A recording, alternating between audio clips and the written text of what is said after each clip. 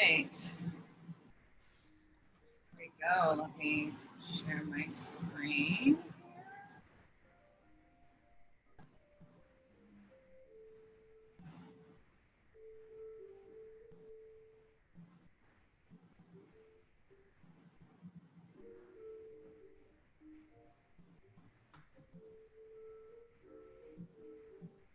Welcome, everyone. I am going to give everyone a few minutes to join. I see people trickling in here. So I will get started in just a couple minutes.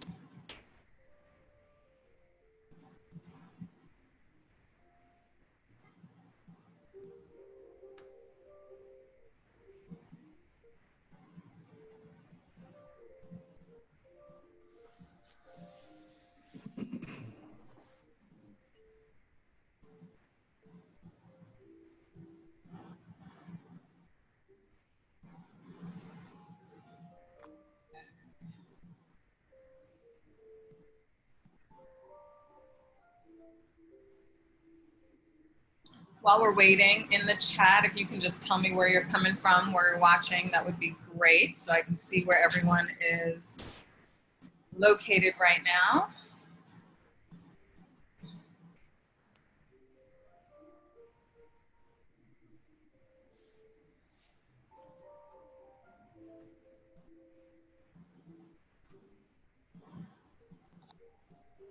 Gary, Indiana, Phoenix, Arizona, Atlanta. Awesome. Thanks, guys.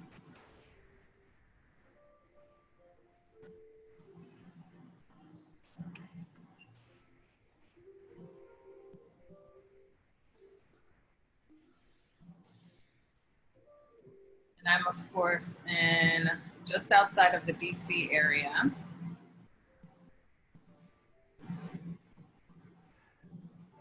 Yeah, to the person in Gary, I really, really like Gary in terms of the opportunities there. I just think, I think with the new casinos they're building, the new casino, the Hard Rock, and how that's going to impact the other casinos, the being so close to Chicago, that people can actually live in Gary and commute to Chicago.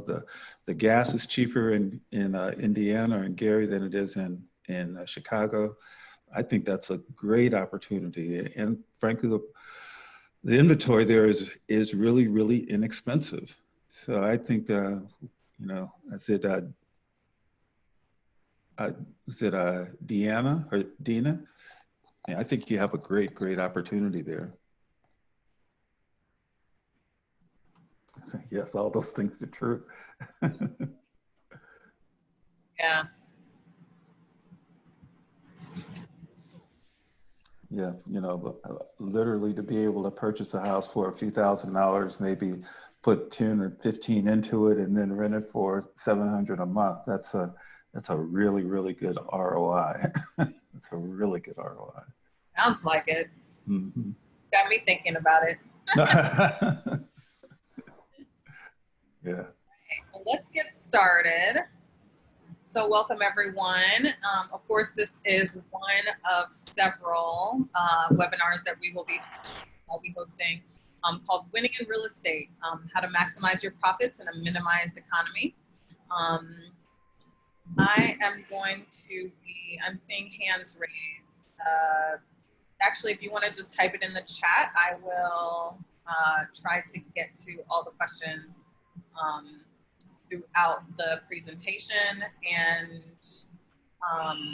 if you have any questions for me, questions for Mark, and we will get through as many questions as we can today. So let me see here.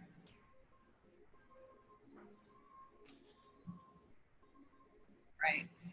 All right. Let's jump in. So today I'm going to first introduce myself, tell you what I do, and then we'll go over today's topic, I'll introduce Mark, who is our panelist, who will be speaking on his business. And then we'll start talking about what is a rock solid business strategy, which is what I promised you guys. So this will be like a part one of several. So I'll go over different aspects of what a rock solid business strategy looks like. So who am I? I am the owner of Proper Planning LLC, which is a real estate company, and we offer coaching and consulting services to entrepreneurs across the globe. I've been in real estate for over 15 years, and what I decided to do was build out a system to help other business owners, pretty much like you, and it's called the Build, Scale, Pivot System. So I help people who are just getting started. So I help them to build a really sound structure and make 6 figures, and then I help them scale to 7 figures. And what a lot of people do after that is they look to pivot. They either want to get into other aspects of real estate, they want to get into real estate investing, they want to get into just something completely different. For me, pivoting was spending more time with my loved ones. So I have 2 young babies, and I wanted to spend time with them. I have 2 furry babies that I also wanted to spend time with. And so, you know, pivoting for me meant spending more time with the people I cared about the most, and then fitting work around that. And that's what was important to me. So my business strategy has to do with working around my life and not making my life work. And that is something we'll talk about today as well. So what does Proper Planning actually do? We help real estate professionals increase their profits. That's what everyone wants to do when they are starting to get into real estate and grow their business. They want to make more money. And so that's what we help them do. And there's so many things that we dive into and pull apart business structures and put things back together and just make it a solid thing. A lot of people fall into real estate and don't know how to actually do business and operate the business really well. They just know what they need to do to get to the next step. And then after that, they've kind of plateaued and then don't know what to do after that. And that's where I come in. I help them to kind of restructure, re-strategize, and then build things from the ground up really solid so that they can make more profits. So the question of today is, you know, what is the single most common mistake that sinks most real estate people, and how do you avoid it? So the answer to that is, you know, people make the mistake of not listening to their gut instincts. They make the mistake of not listening to their intuition.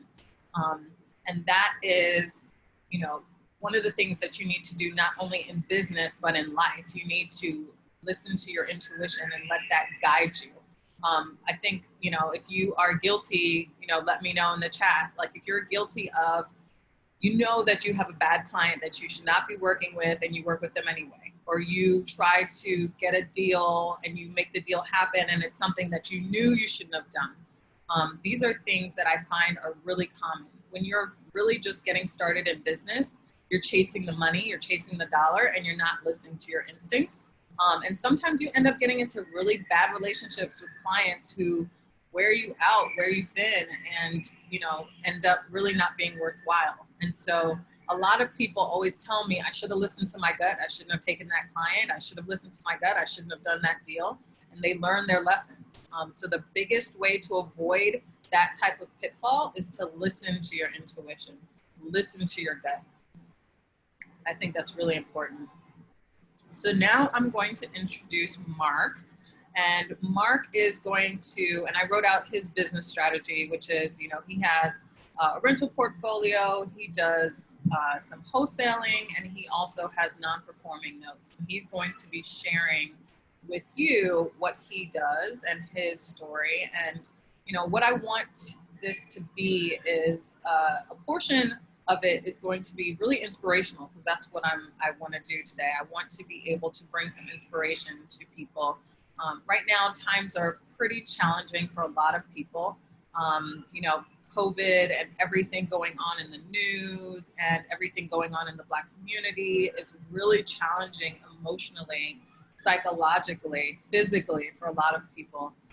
And the best way for me to combat that is to bring some inspiration in the way that I know how.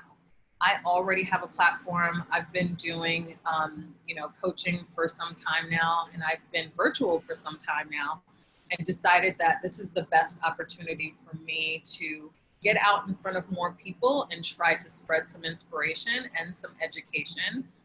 And I think that hopefully you should be able to get both education and inspiration from today's session, along with the other sessions that are going to come. And I'll have some great speakers come on and talk about their stories, about where they are in real estate. But through all of that, the theme for each person is that we are community and we are trying to get through all of these things together. And the way that we do that is to help each other, uplift each other. And I think we can kind of get past as much as we can by supporting each other through this. So without further ado, I will bring in Mark. And again, if you guys have questions, feel free to throw it in the chat. I will try to get to all the questions that come up. And we will have a Q&A definitely at the end. All right, Mark, I hand it over to you. Well, where do I start? Let's start with your story. Tell me a little bit about how you got into real estate and what you learned. And after that, we'll get into the nitty gritty of what you're doing and how you're doing it. Okay. I guess the first thing I should probably say is thank you for having me and allowing me to speak on your platform. And, you know, I'm really excited about the opportunity. I'm excited about the people who are here. And, you know, I just really appreciate what you're doing for everyone. So that's the first thing is thank you. And how I got started. So I bought my first house, I guess it was maybe 4 months out of college. And I guess, well, it was maybe 39 years ago. So I was 2, if you're trying to do the math. So anyway, I bought my first house, and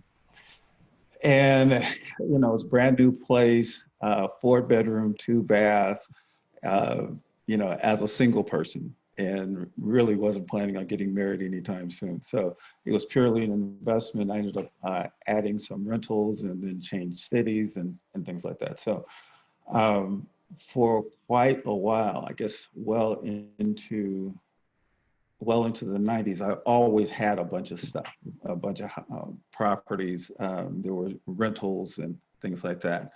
And then as we got into the 90s, you know, I got married back in the 80s into the 90s. That ended, and you know, out of the divorce, I started realizing that, you know, frankly, I didn't want to work anymore. And you know, I ended up working with this real estate company, and they had this algorithm where they literally downloaded the entire MLS and then put the parameters of each property through their algorithm, and that would actually rank all the properties in the MLS in terms of what is a good property for their algorithm and what is not. So literally they would, after doing that whole process of downloading them, they would actually probably, I guess we would probably drive, you know, 100, 150 of the top properties in, you know, in any particular city. And one of the things I learned out of that is that the more properties you look at, the better deal you're going to find. You know, if you deal with an agent, agents are wonderful people, but generally they're going to, you know, they're going to take you or going to show you, you know, 10 properties maybe, you know, but if you look at 30 or if you look at 50, you're going to find something, you know, particularly as an investor, you're going to find a better deal. You just will, because you know, there's going to be some hidden gems in there that will escape I'll just say, an untrained eye. And the more you see, the more you develop your eye. So, you know, so I worked with them, and then at some point I started actually doing the flipping for them. And then at some point then I broke off. They allowed me to continue using their algorithm. I started doing flipping on my own.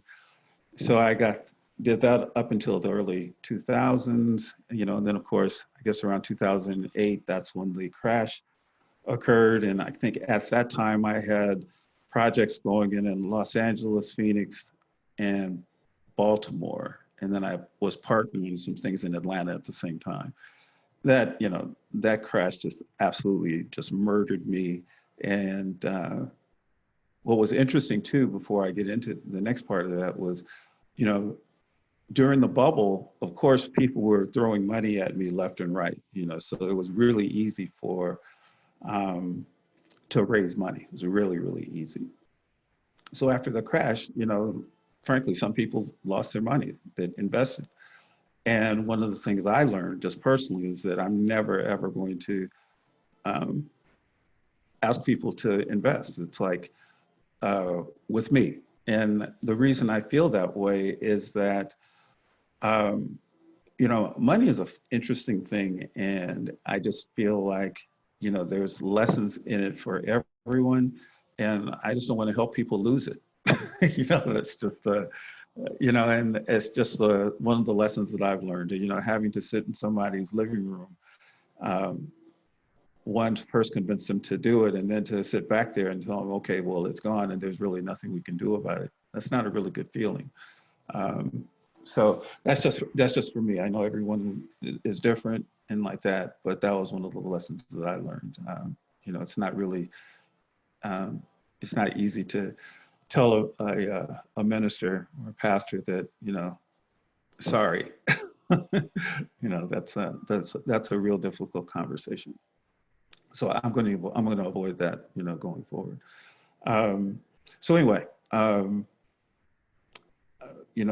the crash really hurt quite a bit and sent me through a phase in my life where, not only was my marriage over, but then I got into another relationship. We were heading in the marriage direction and that was over. And I spent a period of my time, as a friend of mine called, as being home free. And that's a nice word. Where I guess I wasn't paying rent, so you can do the math. And what happened was that I had a friend of mine who was also flipping, and he would actually let me house sit, and he was flipping in Watts, Compton, South Central LA, that kind of thing, Long Beach, generally in pretty difficult neighborhoods. So their model was that they didn't want to leave properties unattended while they were, in escrow and stuff like that. So I would house it for them and just move from house to house to house and things like that. So it was great because I didn't actually have to pay while I was getting myself together. That process lasted longer than I care to admit, but so I was able to live effectively without a housing expense. So I continue on. Somebody said they're losing me. Can you hear me okay? You're fine on my end. Okay. So in that whole process, I continue house sitting for this company for a while. And then that ended when they asked me to start sleeping on air mattresses. And I'm like, no, I'm not doing that anymore. I'm not going to do that, period. And, it was a really good friend of mine. And, it was just like, I can't do that. So at that point, it was like, since that relationship was over, then it was like, okay, now what? Now I was working and stuff like that. But, to go from no housing expense in Los Angeles to having a housing expense in Los Angeles, that was crazy. So effectively what I did was I moved to Phoenix and, I basically transferred within this franchise that I was working for. And once I did that, I was actually here in Phoenix for 6 weeks. And at the 6 week period, my engine on my BMW blew up on the same day that I got fired from my job. So, yeah. So anyway, I had to go back into hustle mode, pull it all together. Right about that time, I also started going to real estate investor meetings because I knew I wanted to get back into real estate. I knew that I didn't want to be a landlord because I really, at that point, I didn't have the landlording thing down where it was collecting the rent was automatic. So I was literally going to doors and, every month to collect the rent and stuff like that. And I didn't like that. And I didn't want to flip after having the experience of losing a bunch of money. So I didn't want to do that, but I didn't know what I wanted to do. So out of that, after going to these meetings, I was probably going for a good 2 years. I just was sitting in the room and trying to pick up whatever I could pick up. And I started hearing about the wholesaling thing. I literally answered an ad on Craigslist, and these guys took me in and taught me how to do wholesaling. I had already done call center stuff. I'd been in sales and technology sales and things like that for quite some time. So being in front of customers or clients, that was easy for me. Well, that first year in wholesaling, I did I think it was 18 deals. And the company made more money with me on board than ever. And I think at the time they were paying me, it started at around 20% of the deal, and I increased to maybe a third or slightly less than a third. And then I realized, well, I could do this myself. So that's what I did. I found a source where I was able to buy a bunch of vacant house leads. And I don't know, I probably bought, I'll say 200 or 300 of those here in Phoenix. And I knew how to skip trace, and I found phone numbers of owners, and I started working that database. And, the way I figured it was that I can get paid 30%, or I can get paid 100%. So, we left. Though I kept a relationship with them, I started working my leads, and then all of a sudden, and then of course, in this whole process, I started building a network of other investors and like that, which it's really true. You really do need to have a network for every aspect of your business. So I built this network. I started working these leads. I started closing deals, and at one point, I came across a deal while I was working with the guys that it was a tax foreclosure. And what happened when the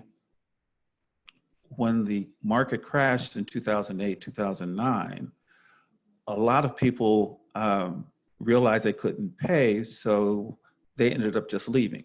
They got up, they thought, they figured that they wouldn't be able to pay. They could see if they're in foreclosure, so they got up and left. Well, what the banks realized was that there's a certain point at which it is more economical for the bank to forgive the loan than it is to foreclose, take possession of the property, rehab the property, and then sell the property. Okay, it just becomes an equation. It's like they just realized it was easier, it was less expensive, it's a smaller charge on their books to just forgive the loan. Well, what ended up happening was we would come across properties where people left the property because they were afraid of being foreclosed on. The bank forgave the loan, but they have already vacated the property. So they had vacated the property, now the taxes are still accruing. So once we got these tax foreclosures, we could effectively go to these people and say, hey, listen, these taxes are still in your name. If you don't do anything, this is going to hurt your credit. And then you had to convince them that, hey, listen, it was, and you could show that the tax bill was still going to the same address and what they owed. And it's like, and it became a really easy conversation where it's like, hey, listen, I'll give you a couple $1,000, a few $1,000. We'll take care of the back taxes and put some money in your pocket, and all this will go away. People jumped on that, okay? But what that did was that now, by taking care of the back taxes, they would deed the property over to us. You know, in fact, we would actually go through the whole closing and do the whole title thing. But then now we got a free and clear property for the amount of money of back taxes and a few $1,000s. Those are really, really good deals, and you turn around and flip those to or wholesale those out to an investor who's going to in turn, do the rehab and stuff like that.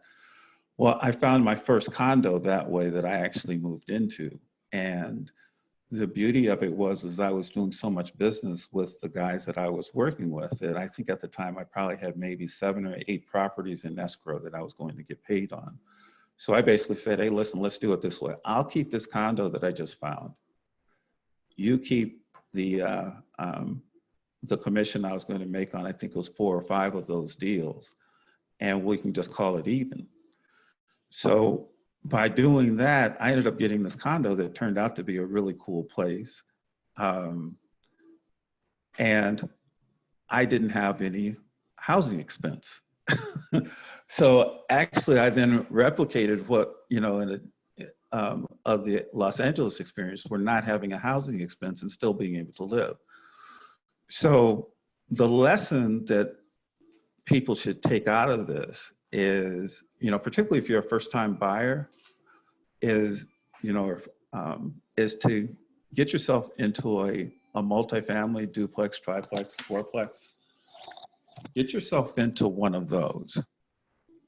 And if you can get yourself into one of those, you'll actually have tenants paying the mortgage for you. So you could put yourself in a position where you are living without a housing expense. The beauty of that is that when you're in that kind of position, now all of a sudden you have a lot of flexibility that you can use. Let's talk about some of the details of that. If you buy up to 5 units, let's say up to 4 units. If you buy up to 4 units, the interest rates that you're going to get on a 4 unit is the same interest rate you'll get on a single family. The down payment, it might be a little bit higher. However, if the place is already occupied, the rent is prorated on the date of close and the deposits get transferred over to you, to your side. So that's going to actually reduce your down payment and your out of pocket. And then of course, because they're actually paying rent, their income, the rental income, adds to your income when it's time to get qualified. So let's just say a property is generating a couple $1,000s a month in income. Now that adds to whatever income that you have. And, that ends up making it really, really easy to qualify. So now all you really have to do is come up with the down payment to actually get in. And then with things like the FHA type loans where you're doing 3 to 5% down, you can make it really, really sweet for yourself. So that's one of the tricks I'll say, don't go out and buy a house, because then, you have to pay for it. If you buy a duplex or a triplex, fourplex, you're having somebody else pay for it. You get yourself in a position where you continue increasing the rent. And then all of a sudden now when it's time for you to move out, you now have a new unit that's generating additional income. And then all of that income can then support not only the multifamily you purchase, but could also support the new place that you're living in. So that's one of those little tricks. So, so I've been doing the wholesaling things. And then I started realizing that wholesaling is very, very competitive. So I started looking at other areas to look at. And once again, I started going to more real estate investor meetings, but this time focused on notes. So basically with notes, you are, I'm sure you've been familiar with where you get a mortgage and then the bank transfers that mortgage to some other person. So basically they sell that mortgage off to someone else to service it or to another investor. Well, the same thing, it's actually possible to buy notes as an individual. So another part of that is within, okay, so ask the question, Tiffany Ann. If you actually get yourself in a position where you can actually buy the note, then you individually become the bank to that particular homeowner, to that mortgage holder. The benefit of being the being the bank is that they're never calling you to fix a toilet if you're a landlord. You just get money in the mailbox. That's what banks do. But you don't have the responsibility of being concerned about the property, which is what landlords have to be concerned with. And then, so anyway, so that's the whole thing, the whole note business. It actually is a really, really good business. It's not a popular business because people don't understand it. And then I further delved into it where there are situations when people stop paying their mortgage and they're going into foreclosure. Well, you can buy those notes at a discount. And the longer that they haven't paid, the more the discount is. So this is a real key thing. There are some people out here who have literally not paid their mortgage for 7 years, 8 years, like that, because the banks decided they didn't want to foreclose because they didn't want to invest or have their money tied up in a property, we'll say in the ghetto, because typically that's what happens. Just like I'm sure you're aware, some flippers don't want to flip in the ghetto. They only want to flip in mid-range or high-end properties. Well, the same with banks. They don't want to hold mortgages in the ghetto, so they'll sell those off. Well, then there'll be individuals who will go, they don't want to deal with that either, so they sell it off again and they sell it off again.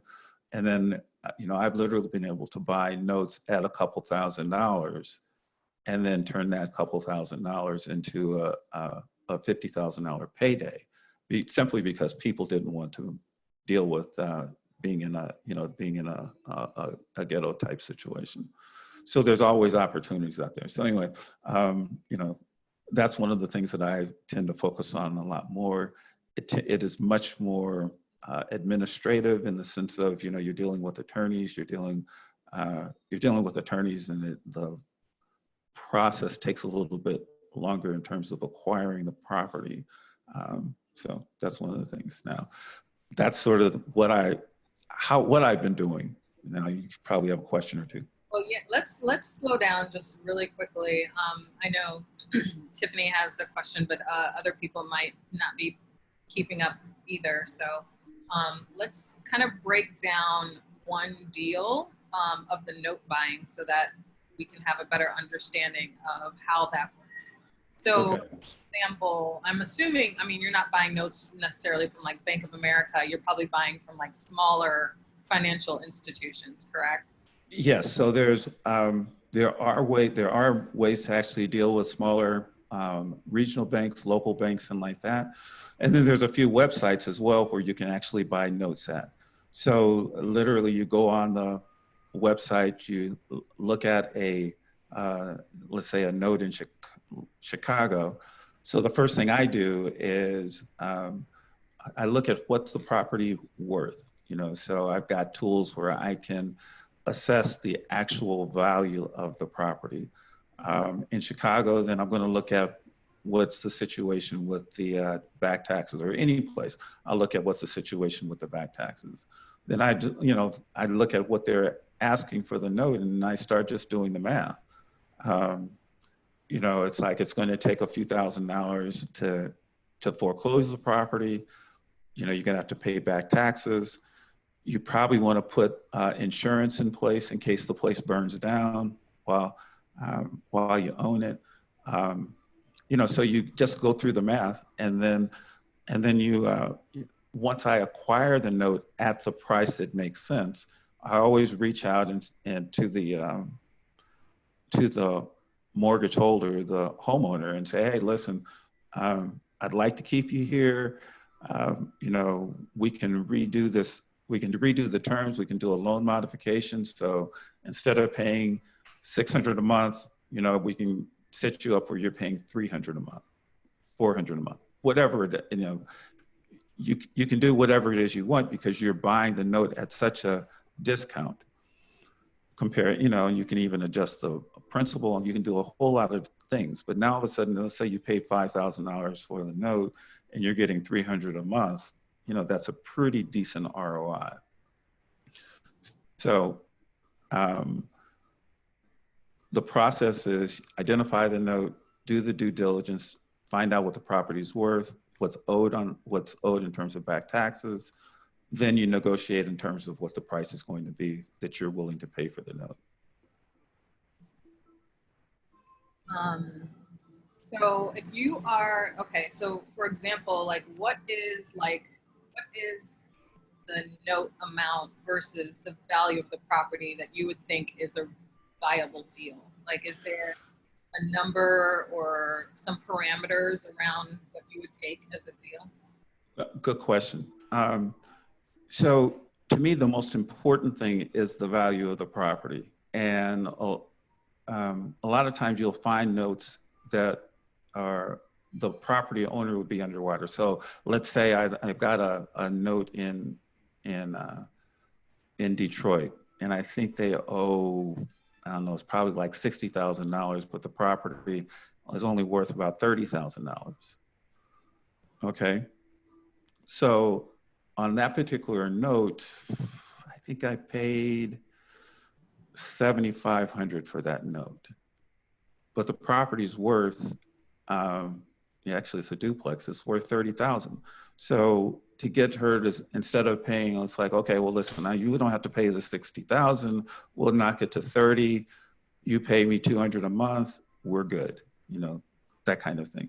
So that's the kind of analysis, that's the kind of thought process you go through. You know, you just sort of figure out, okay, what's going to make sense for her to, you know, the homeowner to, you know, what can they afford, and then you go from there. Right.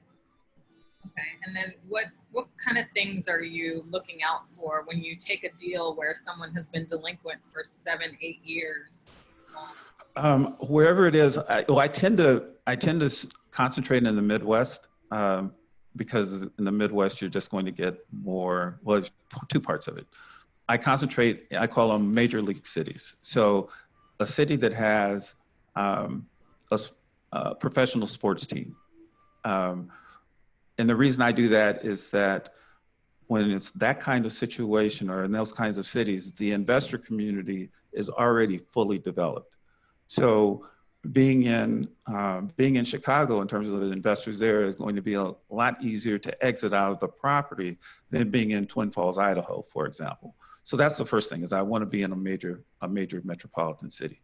The second thing is that because of Facebook and like that, you know, it's very easy to find other wholesalers, and you know, I don't mind spending $50 or $100 for somebody to go and drive by the property, take some pictures, so I know exactly what it is I'm getting, or what I'm investigating. And to me, that's just the cost of doing business, to find out, is the property actually occupied? You know, what is the general condition of the property from the outside? Those kinds of things. Do you have them knocking on the door, or are they just doing? No, I don't have them knocking on the door. Yeah. Technically, you're not supposed to do that when you are the bank, you know, right. So you can't really do that. And this is while you're thinking about purchasing the note. This is before in the due diligence period. Yes. So I do as much of the analysis and as possible. For example, in Chicago, it's easy for someone to actually have a water bill on the property as well that goes unpaid, which is, yeah, which is really, really interesting. Um, so, it's possible to find out if there's an existing water bill. Now, if you actually go through the entire foreclosure process, the water bill gets wiped away. So those are the kinds of things that you end up learning about it, learning and stuff like that. And that's because it's tied to the deed of the property. Is that why?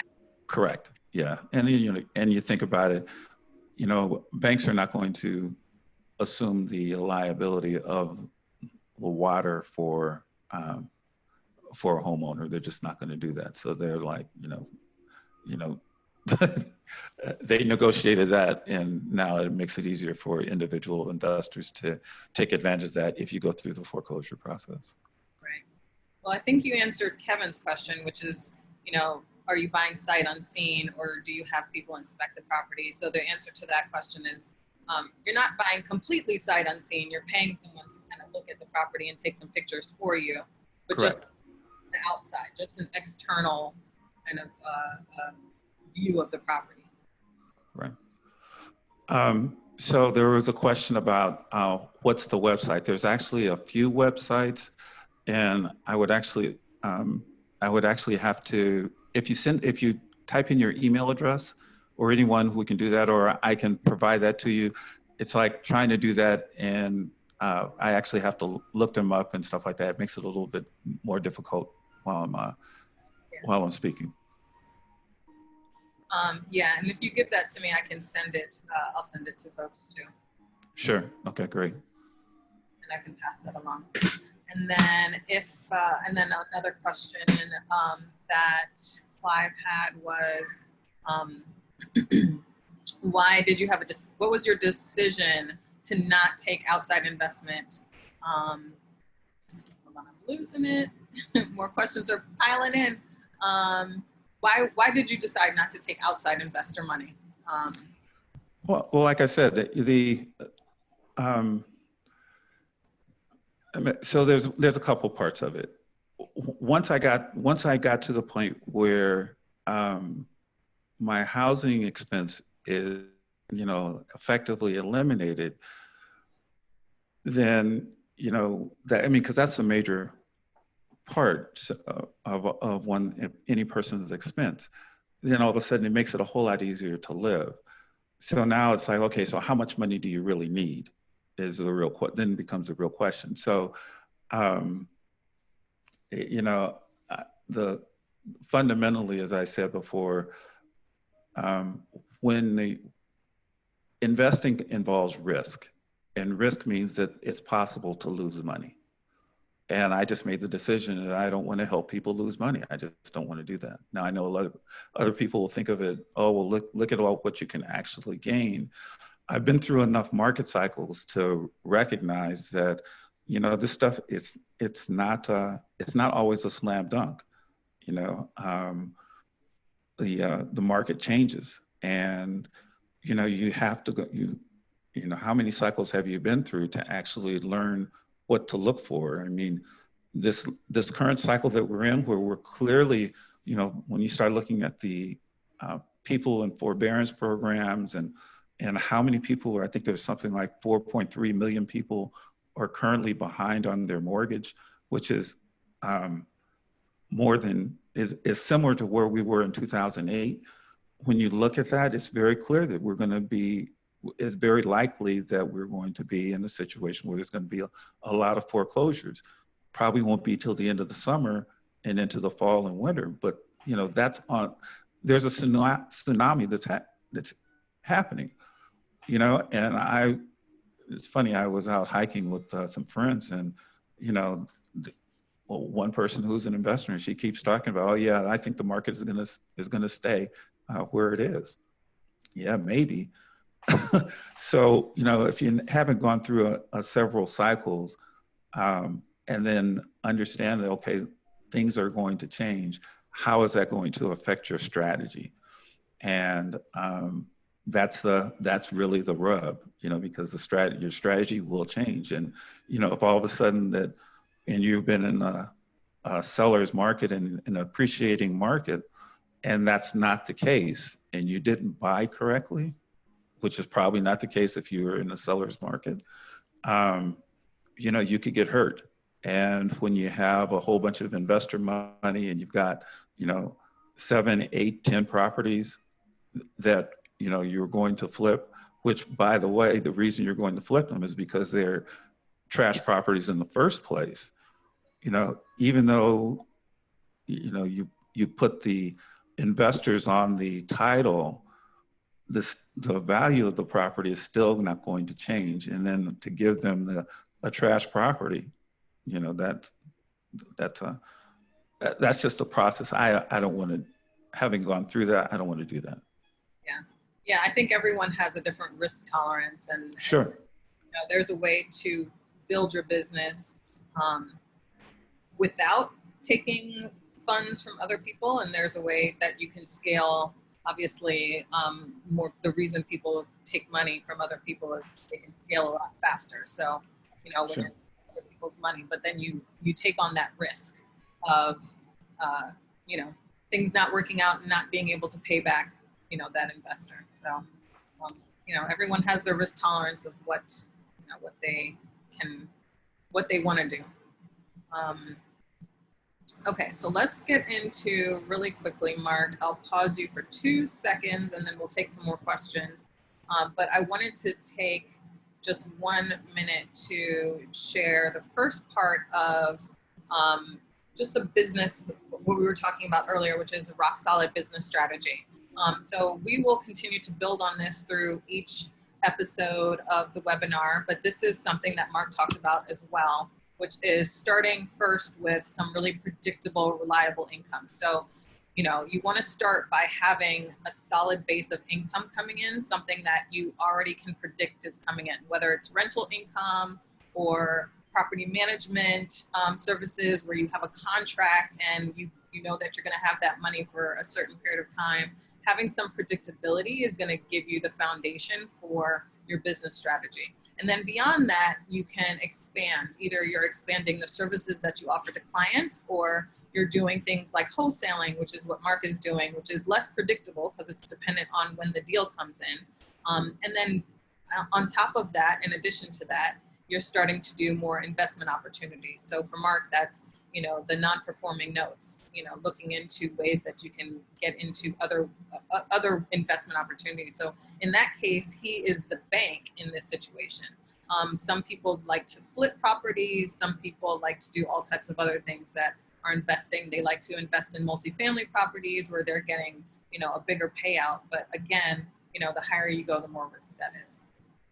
So let me go to next copy here. So we're going to continue with Q&A, but while we're continuing with Q&A, I want to just extend an offer to everyone who's on the call today.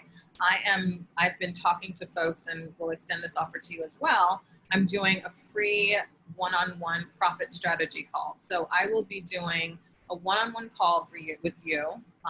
If you're interested, I have about 10 slots available. So if you want to get on the phone with me, and we can talk one-on-one about what your business strategy is, and I can give you advice on how you can make those improvements.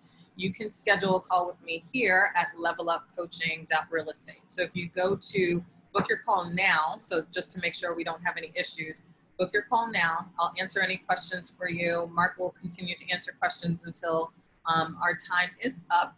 And I will be sure to, and make sure you pop in the chat your email address if you want to get some of that additional content that Mark talked about as well. So again, you're going to go to levelupcoaching.realestate to book your call. And Mark, let's continue to answer some questions. I see a bunch of questions coming in. Where is my chat here?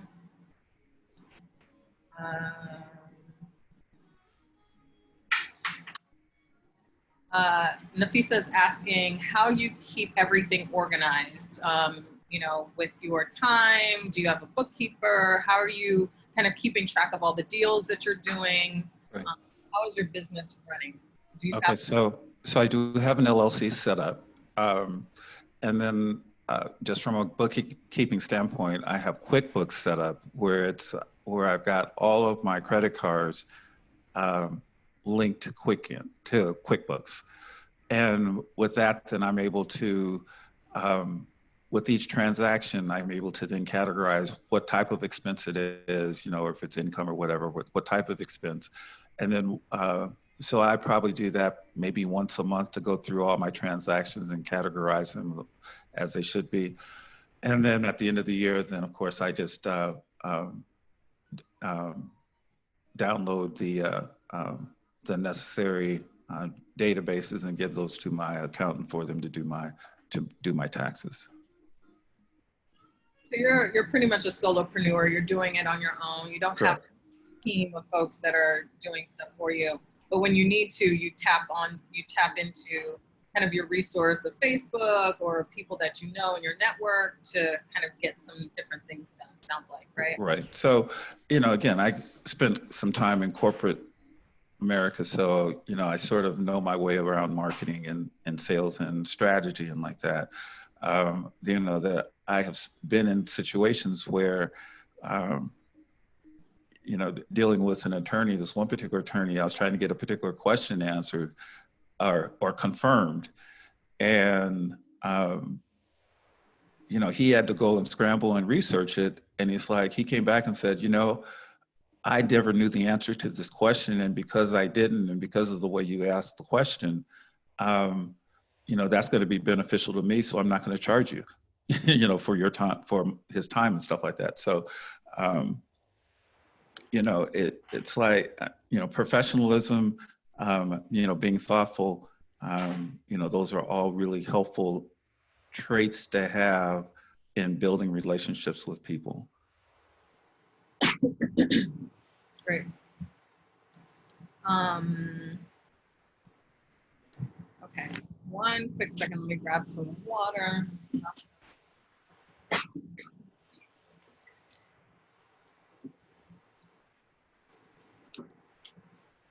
Okay, more questions. Nafisa, you don't see the option to book a session on the site. If you're going to levelupcoaching.real estate, let me double check that link for you just to make sure it is working.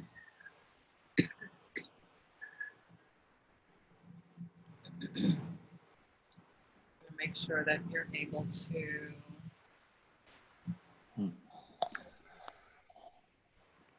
Yeah. So I'm looking at the questions. I think Renee asked about a two flat that she wants to buy for $8,000. It's worth that needs 45K in rehab. So that's a really, really good question, Renee. And I'm literally in that question for myself right now. There are companies out there that do rehab loans. Okay. It's worth 45, you're buying it for 8, but it needs rehab. Well, there are companies out there that do rehab loans, and they'll do 100% rehab loans. So, I'm in that process.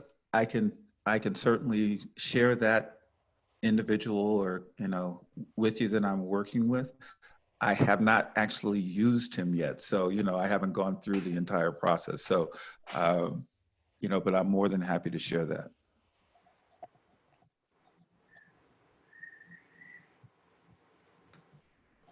All right, sorry, just a quick correction here. So the web address to book the call is nextlevelup.realestate. Apologies for that. Nextlevelup.realestate. You can book your call with me. So go ahead and try that, Nafisa. Sorry about that. And then Nafisa also asked, what are the tax implications of you being your own bank? What is the tax implications of that? Then of course it's going to be, regular income, because it's interest income. That's what you're getting. with payments that are coming in. It's interest income, so regular income. Interesting. Okay, you answered Renee's question. Let me just double check the chat. Questions are still popping up. How do you find wholesale deals? Oh, that's a good question too. You guys are on fire. So as I mentioned, I've developed a network and a reputation. So when I do deals, I want to make sure that everybody's going to win. I'm not the wholesaler. I'm not the business person who's going to, grind for the lowest possible price so I can make the most money. That's not my approach. So other wholesalers know that I'm always going to be fair. I'm going to be professional. I'm going to respond quickly, that kind of thing. So I'm fine. Most of my deals, well, now I'll probably say over 90% of my deals are come from other wholesalers. That might be a little bit new or just need my connections to actually get a deal sold. So literally, my phone rings with deals. Now, there's a couple of areas where I do like to specialize in terms of for foreclosures. I personally like reverse mortgage foreclosures because that's an area that most wholesalers don't understand. So, they just walk away from those. But I figured those out, and that's a way where I can actually be one of those few people who knock on the door that says, "Hey, listen, I got a solution for you." So that's another area for me too. Nice. If you've booked your call with me, let me know that you've booked your call. Let me just see in the chat. I want to make sure everything looks like it's working. Thank you guys. I'm getting some thank yous. Great webinar. Let me see if there's any other questions. Now I know you were talking about reverse mortgage foreclosures. Can you explain that a little bit? Okay, so let's start with what is a reverse mortgage? First of all, reverse mortgages can only be taken out by someone who I think is 62 and a half or older. So what happens is that the bank says, okay, your property is worth, let's say $300,000. We'll write you a check for $280,000, or make it so that you can borrow up to $280,000 on your property. I'm just giving some random numbers right now. Typically, the homeowner will pay off the existing mortgage, and then they'll have some money to play with. The thing about a reverse mortgage is that it allows the homeowner to pull out their equity, but they don't have to make payments. Okay, they don't have to make payments. So there are no mortgage payments with a reverse mortgage. So the benefit to a homeowner is that now you effectively get to live for free. Okay. Why is that good? Now, when you start getting older, then, there's other expenses that people have to worry about, and the house is like their only real asset for a lot of people. So the beauty of it is that for the homeowner, they can live for free. What happens is that once the person dies, the homeowner dies, either dies or moves into an assisted living facility, the mortgage comes due. And when the mortgage comes due, basically there's three different options. One, the bank can go through foreclosure. The family can buy the property, effectively refinance out of the mortgage, or the family can sell the property. 90% of the time, the people just actually give the property back to the bank. Okay. So the opportunity is that instead of giving it back to the bank, merely talking to the owner, saying, "Hey, listen, how about how about if we actually purchase the property from you? You know, those deals are a little bit more, they're not necessarily more complicated. It takes a little bit more time. You know, most of the times the owners or the family members, the heirs are looking for closure. So it's an easy thing, you know, to get them to agree. The key thing, of course, is that depending on the balance of the mortgage, you know, that determines whether or not it's a viable deal. Does that make sense? Okay. Great. All right, we are at the end of our time, and I know people have to run. This was great content. Thank you. And thank you to everyone who's thanking me in the chat. Thanks, Nafisa, for booking. Thanks, Deanna, for booking. Thank you. I'm glad that the link seemed to work out. Thank you, Renee. I really appreciate you guys being here. Of course, we will have another call in a couple weeks, so you will get that information. If you are getting my emails, then you will be getting that information in a couple weeks as well with more content. Hopefully, you guys are really learning a lot from. I mean, today was great. Thank you so much, Mark. I really appreciate you being here on the call with me. Absolutely. Thank you for the opportunity, Brianna. Yeah, I really appreciate it. All right. Thank you, guys. Thank you, Clive. Thank you, Ben. Thank you for Crystal. Thank you, Dawn. Thank you guys for hanging out with us today. I will see you guys in a couple weeks. Bye.